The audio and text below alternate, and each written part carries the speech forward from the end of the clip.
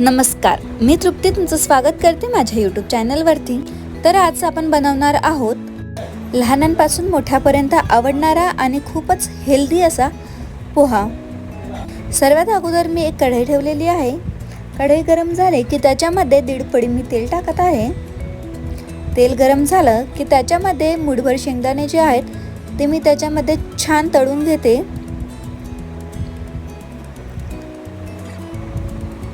बघा, या स्टेपवरती आल्यानंतर काढून घ्यायचे।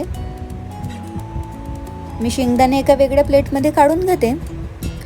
त्याच तेलामध्ये 1 चम्मच मोहरी, कढीपत्ता आणि हिरवी मिरची मी घालून घेते। याला आपण छान परतून घेऊयात।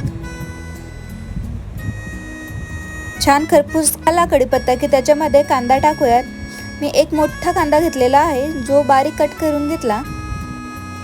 त्याला पण आपण छान फिरवून घेऊयात।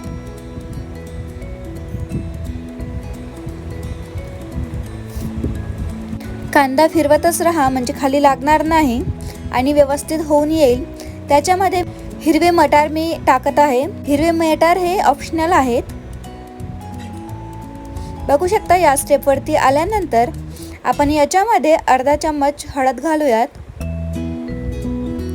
हळद ही तेलातच टाका म्हणजे हळद कच्ची राहणार नाही आणि त्याची टेस्ट पण छान लागेल। हळद सुद्धा सगळीकडे फिरवून घेऊयात। मी पोहा 2 ते 3 पाण्याने धुवून त्याला साईडला ठेवलेलं होतं। तो छान मुरून येतो। त्याच्यानंतर पोहा सुद्धा आपण याच्यामध्ये टाकूयात कढईमध्ये। याला पण छान हलक्या हलक्या हाताने फिरवून घेऊया। व्यवस्थित फिरवायचं।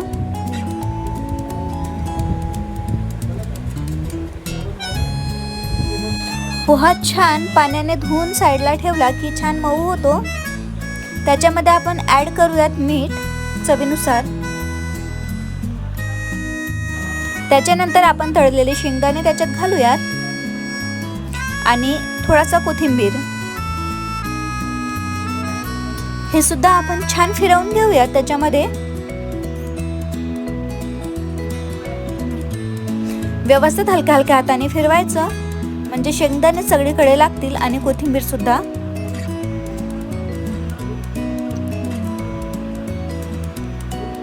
आता आपण याच्यावरती 2 मिनिट झाकण ठेवूयात।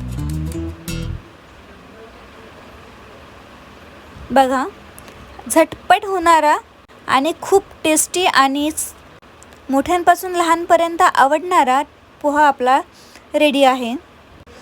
माझा व्हिडिओ आवडल्यास नक्की लाईक करा, शेअर करा आणि कमेंट्स करा।